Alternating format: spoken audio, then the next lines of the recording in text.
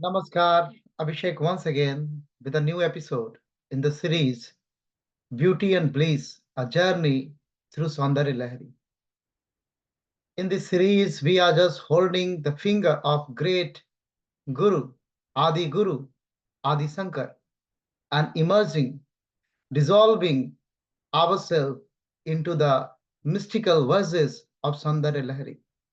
In the last episode, we just completed the first part of this great monumental scripture, the Anand Lahari. Now, through verse 42, we are entering into the heart of this great scripture, the Saundarya Lahari. So, in this episode, we are following the footprints of Adi Shankar and immersing in the verse 42 to 45. Let's come, let's come together. Verse 42. Gate karnabhyanam garuta ib pakshani dadati puram bhetu spita prasama rasavi dravidati तदा दृष्टे सद्यः कुसुम सरको दंड Tanaya दशाशेष संद्राना नखरदीप सारविक्ति विदूषः. Great Adi Shankar is addressing Mother. O Goddess, O Goddess, when your glance calms the turbulence of the mind of Shiva, it becomes like the arrow of Kamadev, piercing all 10 phases of the moon at once, much like Garuda's wings covering the light of the moon. It looks like. हे देवी, जब तुम्हारी दृष्टि भगवान शिव की अशांत मन को शांत करती है, तब वह कामदेव के बाणों के समान हो जाती है, जो चंद्रमा के दसों कलाओं को एक ही समय में विदीर्ण कर देती है, जैसा गरुड़ जैसे गरुड़ अपने पंख फैलाए हुए चंद्रमा के प्रकाश को ढक लेता है. Here, Adi Shankar is very mystically talking about the Das Kala of Chandrama instead of Sola Kala. That is also indicating a lot mystically. But we are touching the surface of this great monumental scripture at present. But giving like a brief understanding of this verse to increase the interest. So in this verse, Adi Shankar highlighting the power of goddess's glance, the power of her drishti once again. That drishti is how powerful you can understand, which has capability to pacify the mind of Shiva himself. No one can do this one. Only the glance of mother can do. How powerful it is. He is giving alankar, resemblance, like her glance is like a arrow of Kamadev, the god of love, powerful enough, also powerful enough to pierce through all phases of the moon. Dasakala. So here Dasakala, Dasadisai, including the all 16 kalas. And comparing this one, a comparison, very beautiful comparison with the Garud wings. to mother's gaze, how Garud overshadow even the celestial phenomenon, the moon, the mighty Garud.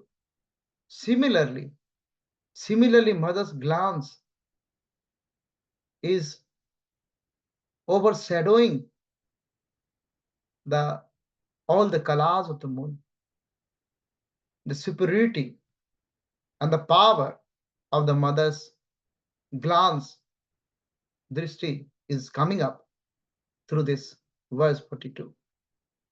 Now in verse 43, how Adi Shankar, great Guru, Bhagavad Pad Adi Shankar is coming.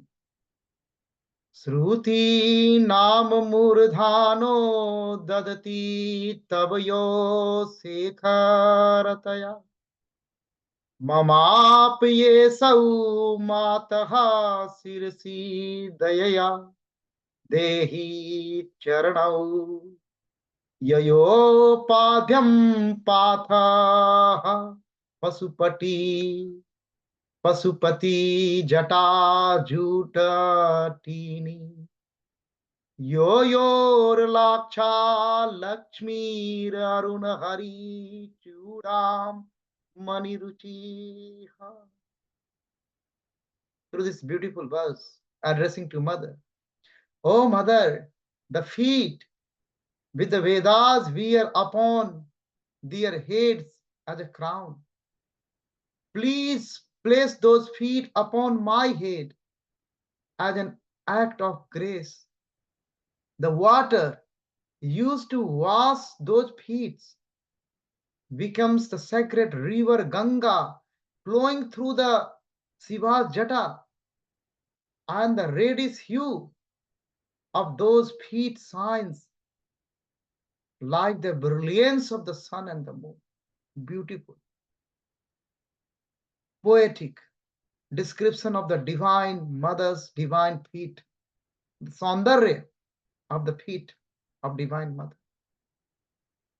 हे मां, जिन चरणों को वेदों ने अपने मस्तक पर मुकुट के रूप में धारण किया है, कृपा करके उन चरणों के मेरे सिर पर भी रख दो, जिन चरणों का पाद्य जल चरणामृत भगवान शिव की जटाओं से बहने वाली गंगा नदी है, वो गंगा नदी ही तो है। और जिन चरणों की लाक्षा की सुंदरता सूर्य चंद्रमा की प्रभा जैसी, that is the description of divine mother's feet in this verse, highlighting the divine beauty and giving the superiority and the auspiciousness of that feet, comparing with the alankar like Vedas, even Vedas, the greatest of the great scriptures, symbolizing the highest wisdom, that Veda put that feet on his head. And the Ganga, which is flowing from Shiva's jata, is described as the water that has washed her feet, signifying the sanity of this act. And the reddish glow, Adi Shankar is explaining, of her feet is compared to the combined radiance of the sun and the moon, the two luminaries only, indicating their supreme power and the supreme beauty also at the same time. And the devotee, Adi Shankar, in this case, he is representing all the devotee, and the devotee humbly seeks, respectfully seeks the blessings of having those sacred feet placed upon their head out of respect, out of devotion. This is the verse 43. Now, verse 44. Let's come in the verse 44. नमो नाक्षत्राणाम नयति दलिते इन्दीवरवनम् विभाति हा तारा नाम व्यतिकरवसात् कान्ति निकरः तवापाङ्गा लोके पतितमनुबल्लभ Latika यतं तत्ध्वन्याः प्रकटित कवित्वम् अस्तुतिमयम्. Adi Shankar is saying in this verse, O goddess, a mere sidelong glance from your eyes outshines the brilliance of the stars, like crossing a forest of broken blue lotus. That glance once cast upon devotees steals away all the eloquence and the poetry in their speech, like a tender creeper entwining, entwining everything in its path. हे देवी, तुम्हारी दृष्टि तुम्हारी दृष्टि के किनारे से निकली हुई एक साधारण सी झलक चमकते सितारों की रोशनी को पीछे छोड़ देती, जैसे टूटे हुए नीले कमल के वन को पार कर जाती। तुम्हारी उस दृष्टि को स्पर्श पाकर कवियों की कविता और वाणी से प्रकट हुआ सारा कवित्व किसी किसी को भी प्रिय लता के समान, किसी के भी मन में, किसी के भी हृदय पे प्रिय लता के समान छा जाता है. That is the brilliance. That is the brilliance from the mother's sidelong glance, not a direct glance, even sidelong glance of the mother. So in this verse, Adi Shankar is describing the power of the sidelong glance of the goddess, which surpasses the light of the stars. The light of the star, the brilliance of the star is nothing in front of even sidelong glance of mother's eyes. And the beauty, comparing the beauty with the blue lotus forest, her glance is so powerful, Adi Shankar is saying, that it can capture, enhance the eloquence and the poetry in the word of her devotee, the Kavitva, Utkrishta Kavitva, will arises in her devotee, like a creeper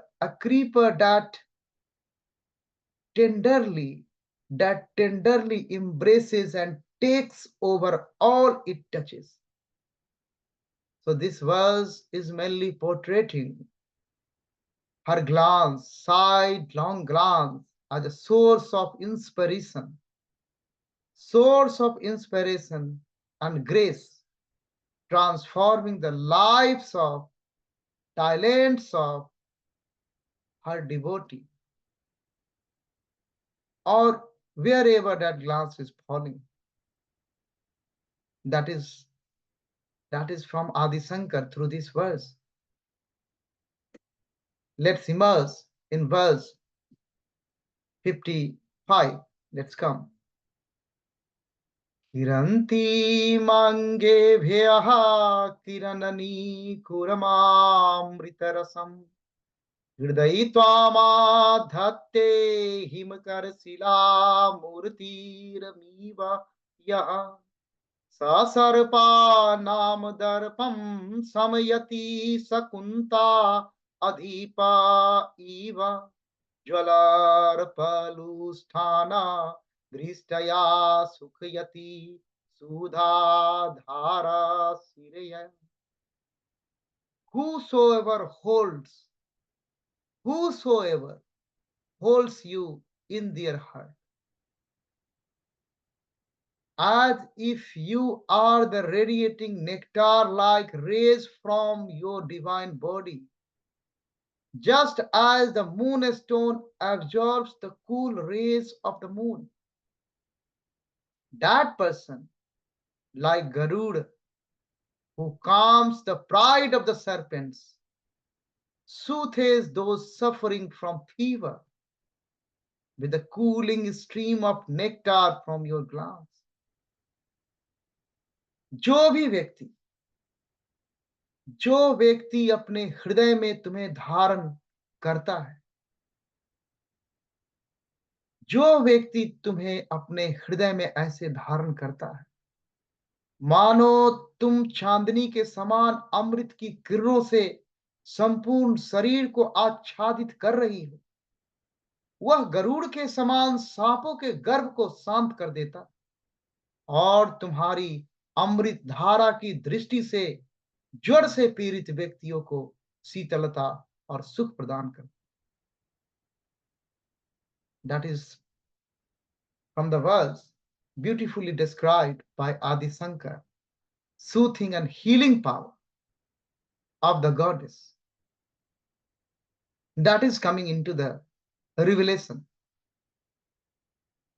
When a devotee holds the image of the goddess within the heart, their heart, so her divine power, goddess divine power,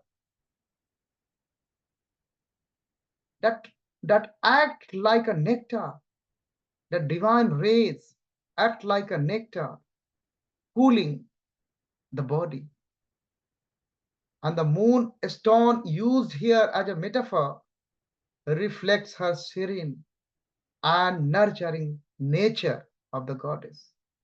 While the reference of the Garuda again by Adi Shankar, who subdues serpents, suggests that her devotee can overcome pride of the adversities and bring peace to the suffering through her grace. So power of devotee is backed by the power of the mother.